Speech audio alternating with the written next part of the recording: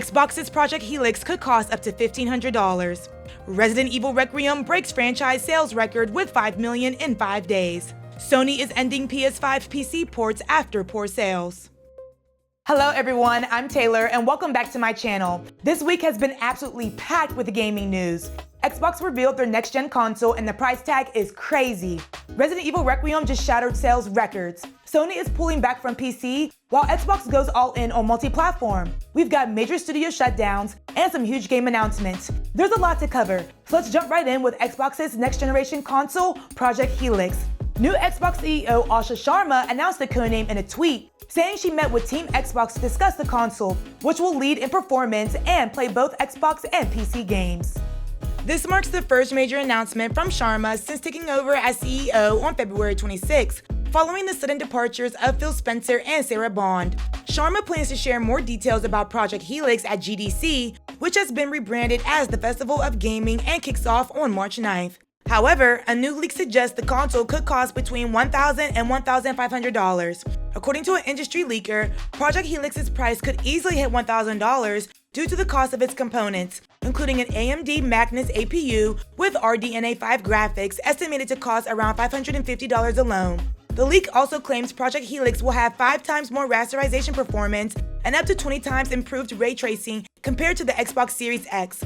The high price is partly due to the ongoing DRAM shortage that's driven up component costs since 2025, and Microsoft reportedly doesn't plan to sell the console at a loss. While the price tag might seem steep, it could be justified by the fact that Project Helix will essentially function as both a next-gen console and a gaming PC capable of running Windows, Steam, and Battle.net out of the box. Since taking the role, Sharma has repeatedly emphasized her commitment to the return of Xbox, and Project Helix appears to be a key part of that vision. So, are you willing to pay $1,000 plus for a console that doubles as a gaming PC, or is that price too high for you?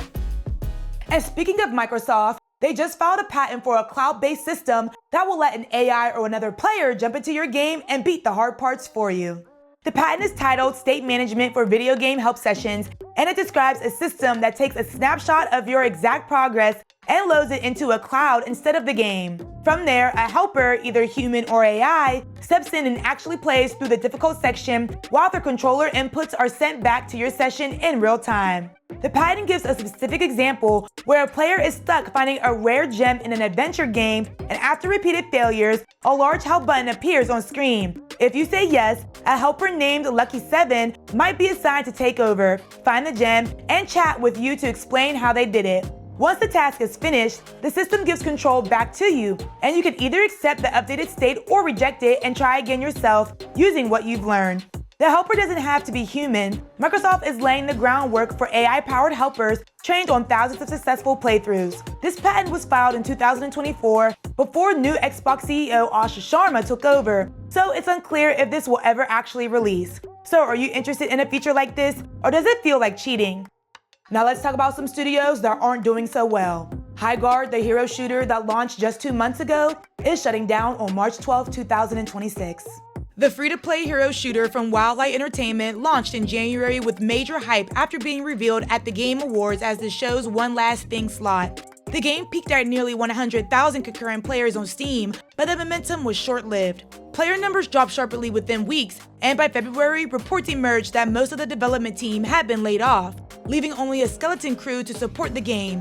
In their shutdown announcement, Wildlight said they were not able to build a sustainable player base to keep the game running long-term. Despite the closure, the studio is releasing one final content update before March 12th, including a new warden character, a new weapon, and skill trees, features that were highly anticipated but are arriving too late to save the game.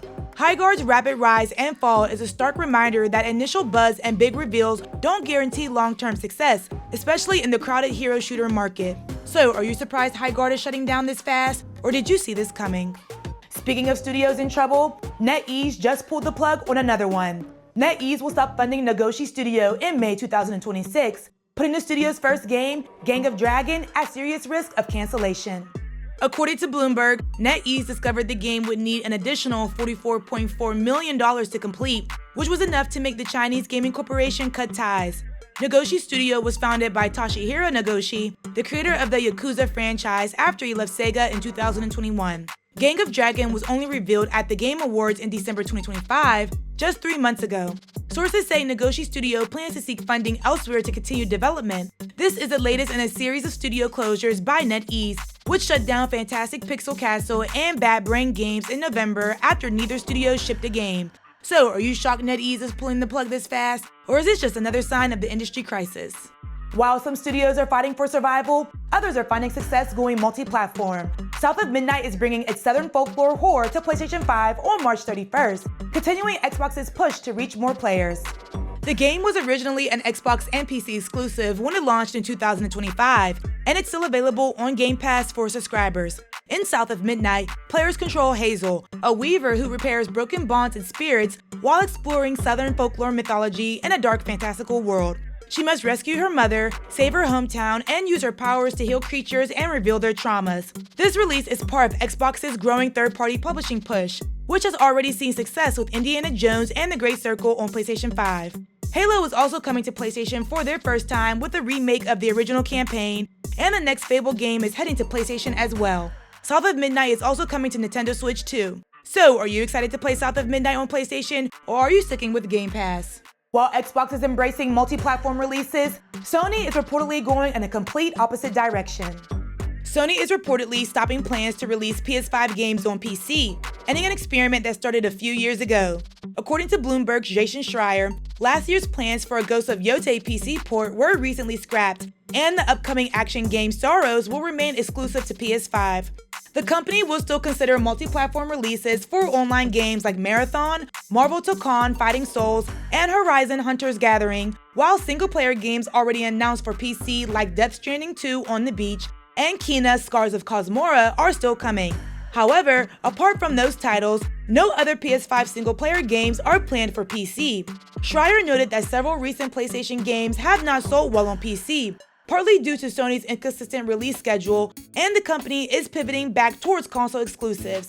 Another factor is Microsoft's next Xbox, Project Helix, which is rumored to support multiple storefronts. Sony executives reportedly weren't pleased about the idea of their flagship games running on Xbox-branded hardware. What this means for Nix's software, Sony's PC port-focused studio, isn't known, especially after Sony's recent closure of Bluepoint Games. So, are you disappointed Sony is pulling back from PC, or does this make sense for exclusives?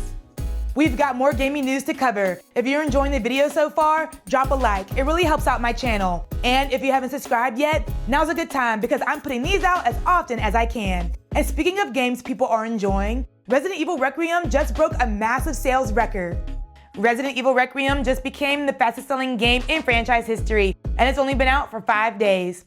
Capcom's official press release from March 4th confirmed that Resident Evil Requiem has already sold over 5 million copies, beating the previous record holder, Resident Evil 6, which sold 4.5 million copies in 1 week. The Resident Evil franchise has sold over 183 million units as of December 31st, 2025, and Requiem is pushing that total closer to 190 million. Capcom is likely to surpass 200 million units by the end of 2026. On top of that, Resident Evil Requiem topped Metacritic's Greatest Games Ever list with a 9.5 user score, which is unbelievable when you consider that includes all games. The game was developed using Capcom's RE engine, delivering photorealistic visuals, including character skin, teary eyes, and flowing hair, and it lets you switch between first-person and third-person perspectives in real time. Before release, the game won 4 awards at Gamescom 2025, including Most Epic, which is presented to the game that delivers the most breathtaking, awe-inspiring experience. So, have you had a chance to play Resident Evil Requiem yet, or are you waiting for the hype to die down? Ubisoft has officially confirmed that the long-rumored Assassin's Creed Black Flag remake is real, and it's called Assassin's Creed Black Flag Resynced. The confirmation came as part of Ubisoft's Assassin's Creed into 2026 report, where the company shared a piece of concept art showing protagonist Edward Kenway standing atop a ship's mast with the official title revealed. Rumors of a Black Flag remake first surfaced back in June 2023, and while the game was reportedly in full development since September 2023, it was delayed due to Assassin's Creed Shadows pushback and Ubisoft's recent restructuring. Ubisoft didn't reveal a release date or any gameplay details, but fans finally have official confirmation that it's happening. The report also confirmed several other Assassin's Creed projects. Codename Hex is described as a unique, darker, narrative-driven experience now directed by John Guston after Clint Hawking's departure. Codename Leviticus was officially revealed as a PvP multiplayer game led by For Honor veterans, though Ubisoft says it's not quite what the rumor suggested. Additionally, Assassin's Creed Unity got a 60 FPS update on March 5th, and a live-action Netflix series will be revealed soon. So, are you excited for the Black Flag remake, or are you more interested in the darker tone of Codename Hex? And speaking of long-awaited games, a new leak just revealed some major details about BioShock 4, which fans have been waiting for since 2013. According to V. Scooper, who correctly predicted Tomb Raider Catalyst's setting, BioShock 4 will be a choice-driven semi-open world experience. The game will feature a narrative where players' choices actually shape the story, a major departure for the franchise, which has previously focused on the illusion of choice. The original BioShock's infamous twist centered around the lack of choice, and BioShock Infinite's options didn't change the story in any meaningful way, so this would be a significant break from the series convention. The game will reportedly take place in a dense, interconnected city with realistic physics that let players alter their environments, adaptive enemies, and RPG-like mechanics. The story follows a citizen investigating the leadership of a fallen utopia. BioShock 4 was confirmed in 2019, but has suffered delays, layoffs, and leadership changes with no release window in sight. Interestingly, this mirrors Ken Levine's Judas, the spiritual successor to BioShock, which also features a choice-driven narrative. So, are you excited for a choice-driven BioShock, or should they stick to the series' roots? And before we wrap up, here's some good news. Capcom sci-fi game Pragmata just got a new release date, and, for once, it's actually earlier than expected. The game was originally planned for April 24th, but now it's releasing on April 17th, 2026, 1 week sooner. Pragmata has had a rough development cycle since it was first revealed in 2020, with a planned 2022 release, then got delayed to 2023, and then it hit an indefinite delay before finally landing on an April 2026 window. The new trailer shows more of the relationship between Hugh and Diana as they try to survive a moon base and get Hugh back to Earth. At the end of the trailer, there's a callback to prior teasers where Diana's drawings announced delays, but this time the paper shows April 24th crossed out and replaced with April 17th. So are you hyped for Pragmata, or has the delays killed your interest? Well, that wraps up this week. It's been a heavy one for the industry with studio closures and funding cuts, but there's still a lot to look forward to with Project Helix, Black Flag Resynced, Resident Evil Requiem success, and some major remakes on the horizon. I really appreciate all of you for watching and supporting my channel. It really means a lot. If you're not already following me on my social media platforms, make sure you do. I post updates, news clips, and extra content throughout the week that doesn't make it into these videos. And of course, subscribe here on YouTube so you don't miss the next video. Thank you for watching, and I'll catch you in the next one. Goodbye.